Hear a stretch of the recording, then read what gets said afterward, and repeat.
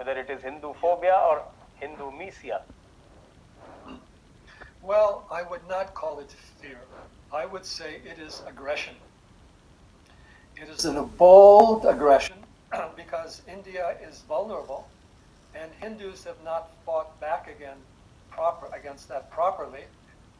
And Hindus have created silly ideas like all religions are the same that tends to disarm them. So Hindus are an easier target.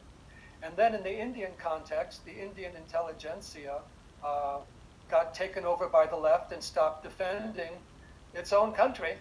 And so there was another way for these forces to get in. So they're not afraid of it. Now, the main problem they have with India is that the Indic model of civilization is something that bothers them because it's outside their sphere of influence. And when people in the West start taking up Indian systems like yoga, Vedanta, Buddhism, that bothers them quite a bit.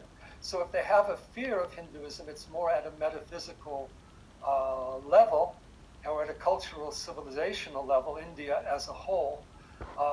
But many of the people are not sophisticated. They just feel that we'll be aggressive and get India. If we don't, somebody else will. And their distortions are hateful. I mean, they are racist or they are religious prejudice.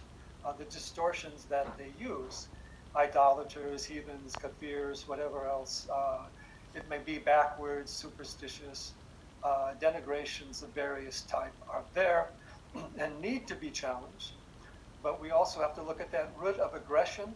They represent civilizational models aiming at converting and conquering the world, and India has held out best against them, and perhaps they're afraid if India survives, then the other countries in the world will revive their native traditions.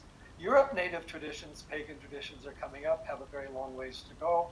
South America, Mexico, they're coming up to some degree, but that movement needs to also be emphasized. And it's not just a question of the West versus Hindus, it's not even, it's a civilizational issue of, we might say, these kinds of dogmatic, dichotomist ideologies against the abundance, cultural abundance of the planet overall. So in that regard, the challenge has to be brought out at a civilization and cultural level, as well as political, economic, and foreign policy. So that does need to be addressed. And I've also had to tell a lot of Indians that you are bringing into an English idiom inappropriate terms. Don't use terms like God, salvation, sin. Karma is a term used globally, use karma. Talk about self-realization, Atman, Brahman. Don't use terms like sin and scripture and all religions are the same. And allow traditional terms. Don't say I'm of the left or I'm of the right. We have terms of dharma, adharma. So bring the Sanskrit into the English, which you say Chinmayananda did very well. And also it's happening to some extent globally, as we have said. And challenge these distortions. A lot of the distortions, the missionary rhetoric against Hinduism or the Marxist rhetoric is because they're using Marxist dichotomies or missionary dichotomies. Marxists are trying to use caste warfare instead of class warfare. And missionaries are still saying, heathens and idolaters, or at least people who are not sophisticated monotheists the way they are. So the language issue needs to be addressed, and the Hindu Dharma needs to be presented well, not only in English, but in all the dialects of India as well, with the respect for the Sanskrit idioms, and the study of the great gurus of India, many of whom have very good English, like Sri Aurobindo or Vivekananda, Chinmayananda, Swami Dayananda, Varshavidya, so many. So that all needs to be addressed overall. Next question. Eer en geweten zal vervullen. Zegeningsmantra.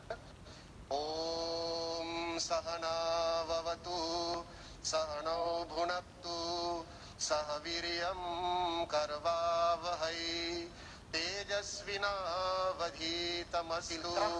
Wijsheid, kennis en vooral gezondheid.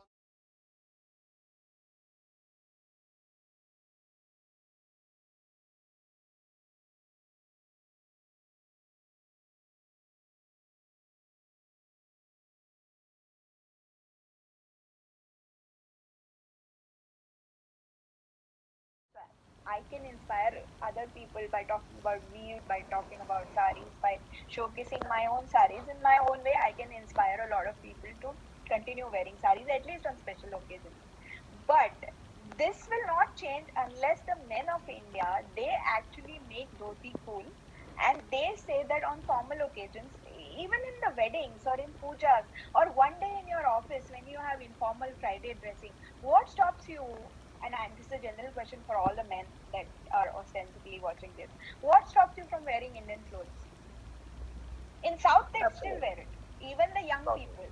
Even you go to airport and it's very refreshing to me when I go to Bangalore airport or Chennai airport or Madurai airport and I see youngsters who have a backpack on their back and who are wearing fancy shirts, but they're still wearing their veshtis. They have Velcro veshtis now, so they've adopted with time and they have pockets now for the cell phones because nobody wants to move without their cell phones.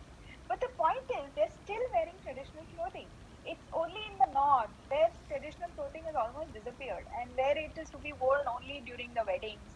That too, you wear this horrendous pre-stitched dhoti. Really well-worn dhoti, a proper, simple dhoti. It looks so elegant on men. And I've seen it in Odisha, I've seen this in South India. It's just it's a very beautiful garment. It's a very fluid, very easygoing garment. So the only way to bring it back in vogue is for more and more men to wear it. And that is something, unfortunately, I'm not a man, so I cannot do it. But I request all of you to at least wear it once a week. That's a very good call for all of us. I think we should all follow this advice, follow this exhortation from Shefali, and start wearing our dresses at least once a week for a start. Yeah. Next.